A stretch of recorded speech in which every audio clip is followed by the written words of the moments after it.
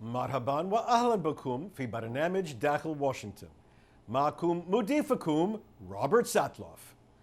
بعد عامين من السيطرة الجمهورية الكاملة على واشنطن، البيت الأبيض والكونغرس وقاضيان جديدان معينان من قبل الجمهوريين ضمن هيئة المحكمة العليا. هذا الديمقراطيون بالكثير من الاهتمام لأنهم فازوا بمجلس النواب وتحدوا الرئيس ترامب.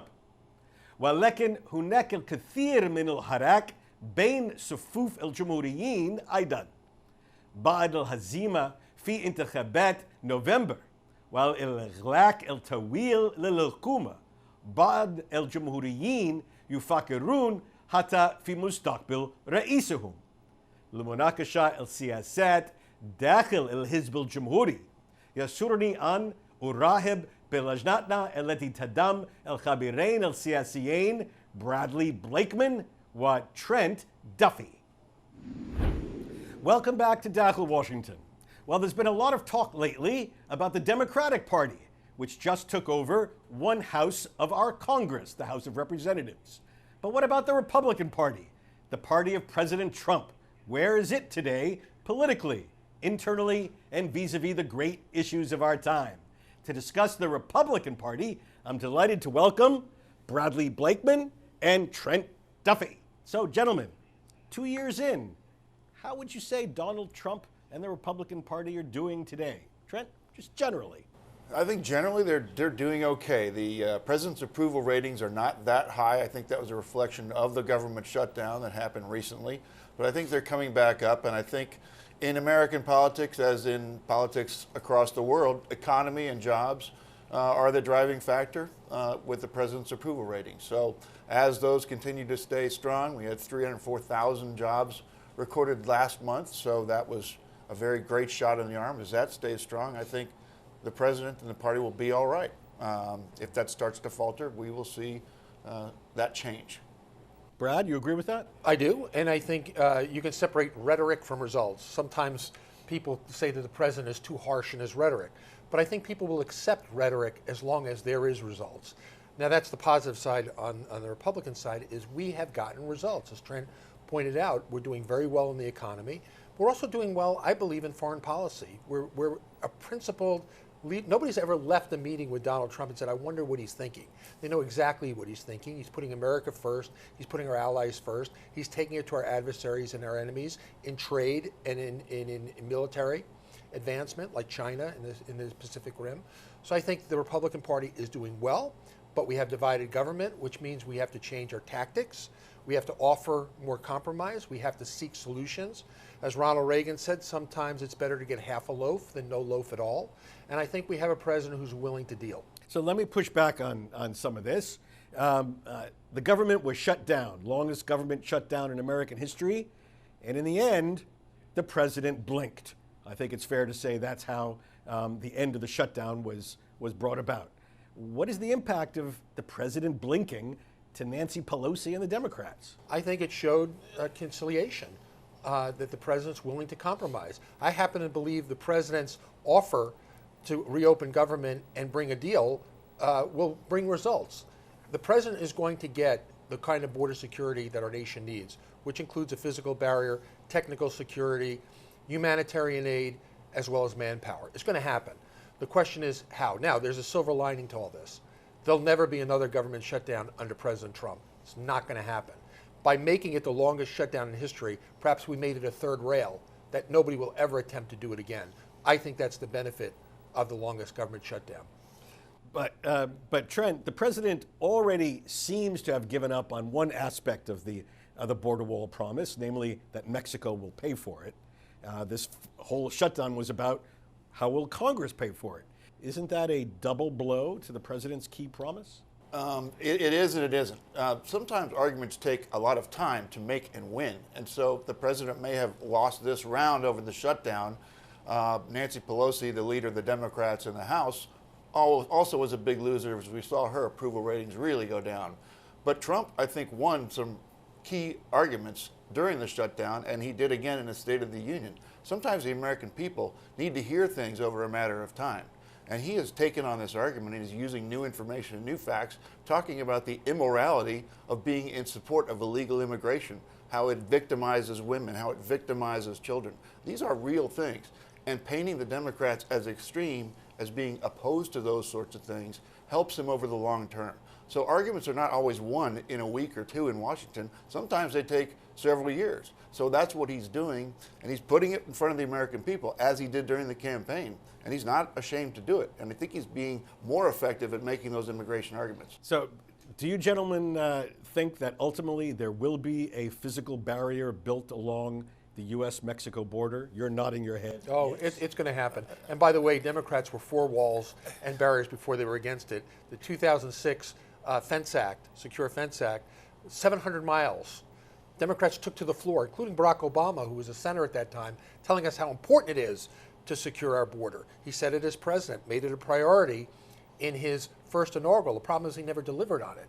President Trump is either going to deliver on it through legislation or he's going to deliver on it through executive action. It's going to happen. You think it's going to happen too? I think so, absolutely. And I think that you saw the Democrats, even during the shutdown, start to realize they were losing the argument about border security. You saw them move from, heck no, not a dollar for the wall, which was a crazy, terrible position for them to be in, to have their leaders go out and say, we're for border security too.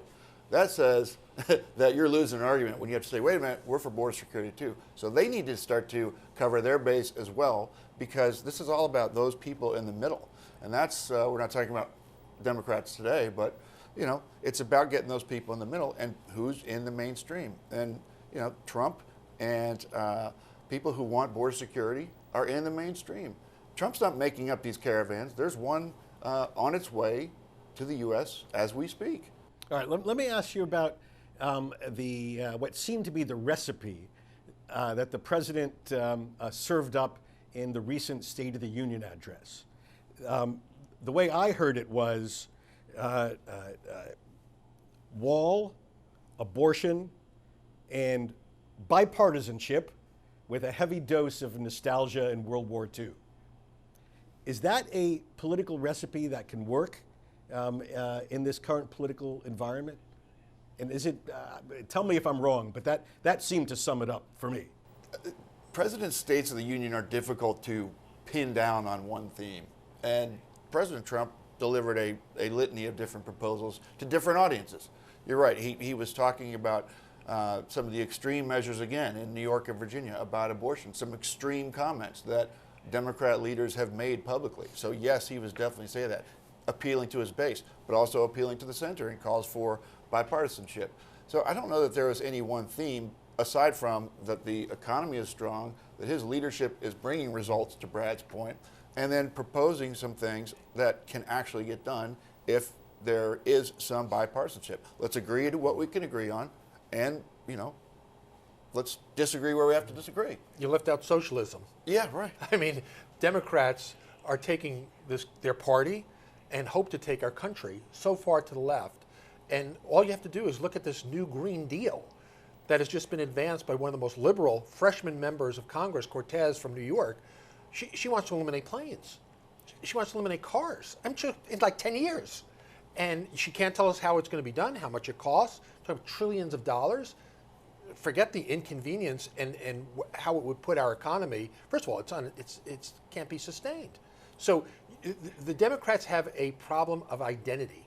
Who are they? Are they traditional socialist Democrats in the modern era, or are they traditional libertarian type of Democrats who believe in social safety nets as opposed to cradle to grave?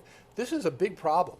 Now, they'll say that we have problems. Our problems pale in comparison to the Democrats' identity crisis. What I mean is, can a formula that includes, on the one hand, some of the third rail issues in American politics, some of the most divisive issues, abortion, also work parallel with a grand appeal to bipartisanship and comedy and let's all work together?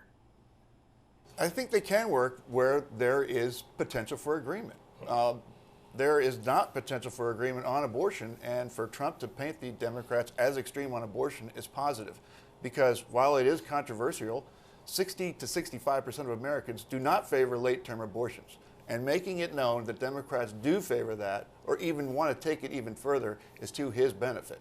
It's also to his benefit to appeal to the center in terms of what we can work on, infrastructure, maybe, and border security. So you don't like my idea? Well, let's work together and find something that helps stop the flow of illegal immigration. So, and the calculation is going to be which side wants to go, too far. Which side wants to reach out and make a deal. Democrats can't go to the country and say, we've done absolutely nothing in 2 years and hope that they're going to get elected. Was there something in the State of the Union you would have liked to have heard but didn't hear?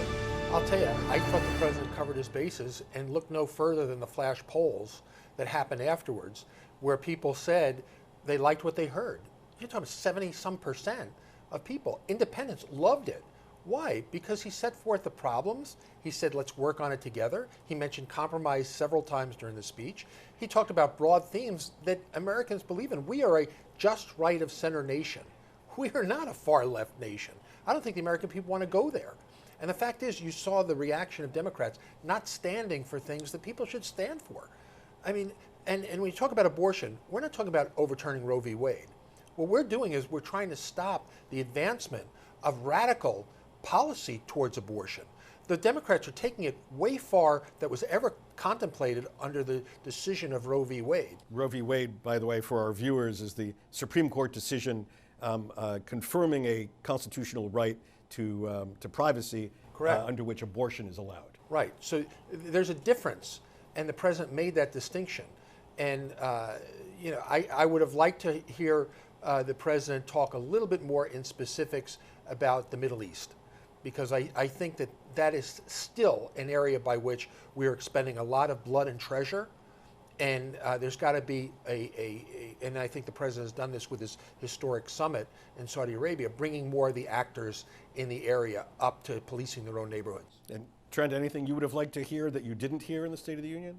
Yeah, I'm a deficit hawk. I do think that there needs to be someone in this country that cares about the budget. Deficits don't matter politically a lot of the times, but sometimes they do matter to the economy. And it did when Bill Clinton was president, and James Carville, who was a Democratic operative at the time, had a famous line like he wanted to come back as the bond market because that was the most powerful thing to be in Washington. And so the deficit will impact the economy at some point, and that's where Trump's got to be careful. He said nothing about it.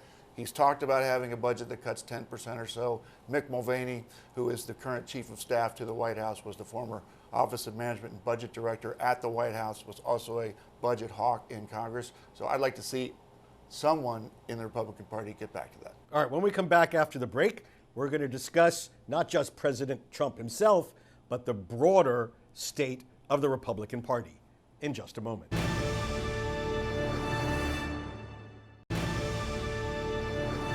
Our panelists today include Trent Duffy. Trent is one of Washington's best-known professionals at strategic communications and media relations. He served in the George W. Bush White House for 4 years, including as Deputy Assistant to the President and Deputy Press Secretary. Previously, he served as Communications Director for the Office of Management and Budget, Press Secretary for the Republican National Committee, and worked for 2 congressmen and the Governor of New Jersey. Sitting to his left, spatially not politically, is Bradley Blakeman.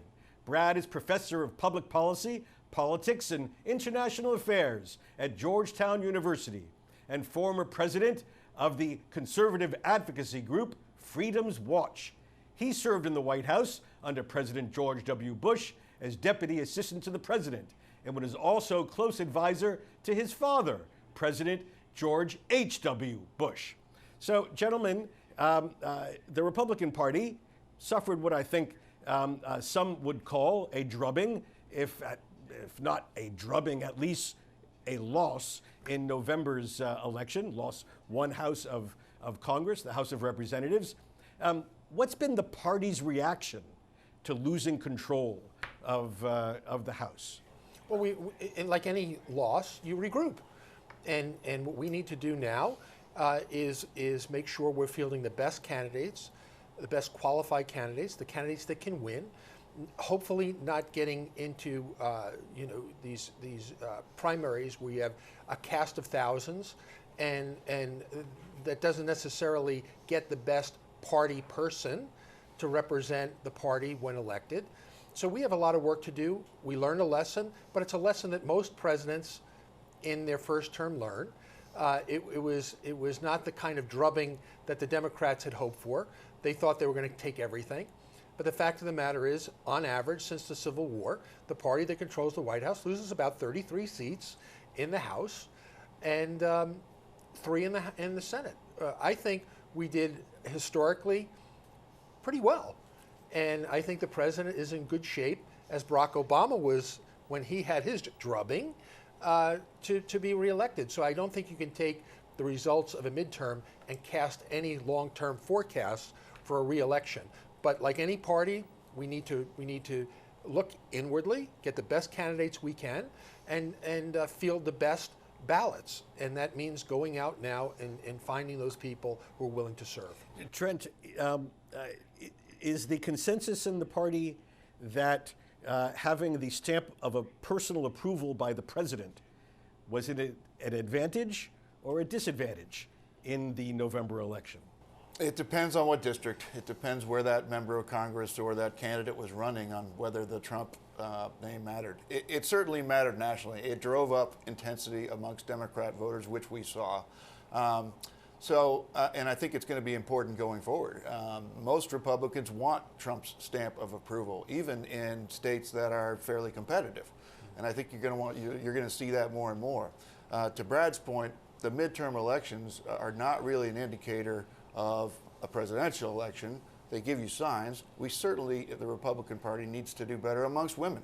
We did take a drubbing amongst women, but there wasn't the blue wave that was anticipated in a lot of political rooms here in Washington and elsewhere. So I think Trump's in a good position going forward. How do Republicans do better among women next time around?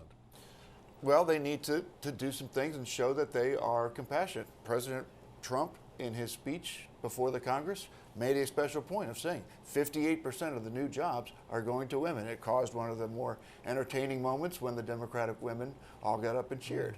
And so you're going to see him do more of that. He's got a good skilled team, and as he starts to go around the country campaigning for a re-election, he's going to include what he's been able to do for women, not just through the economy, but as you saw in his immigration messaging. He was talking directly about how illegal immigration victimizes women and children. That's a direct appeal to the female vote. Now, we have an odd situation right now among Republicans where, for the first time in recent memory, the former presidential candidate of the Republican Party, the person who was the head of the Republican Party, Mitt Romney, has now been elected to the United States Senate when there's a new head of the Republican Party, the president, President Trump. What is going to be the dynamic with two heads of the Republican Party, the current and the former? Is Mitt Romney going to be a lightning rod of opposition to the president? And how is that relationship going to turn out? Well, I think when he initially came to Washington, he tried to be the lightning rod, and it didn't work out very well. So I think trying to be the John McCain, I know John McCain, I worked for John McCain. The senator, you're no John McCain. Don't try and be. Be the person you are. And understand that you were elected as a Republican. All Republicans should. Remember Ronald Reagan's motto, don't talk ill of Republicans. There are plenty of other people who will do that for you. And he is now a crucial vote, a leader in a body where we don't have a supermajority. We need every Republican U.S. senator we can get. Be a team player. And I know that's what you want. Do you think it's going to turn out to be that way? I think it's going to happen because the bottom line is he's a statesman. He did a great job at the Olympics, which was in disarray. He came into a Democratic state of Massachusetts and did a great job. And now he's going to do a great job for the people of Utah.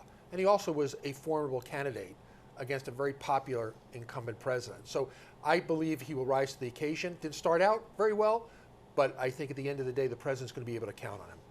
All right, gentlemen. Brad, Trent, thank you for this inside look at the state of the Republican Party. Thank you very much. A precipitate withdrawal from Syria is very dangerous and frankly puts our allies on the ground in grave jeopardy.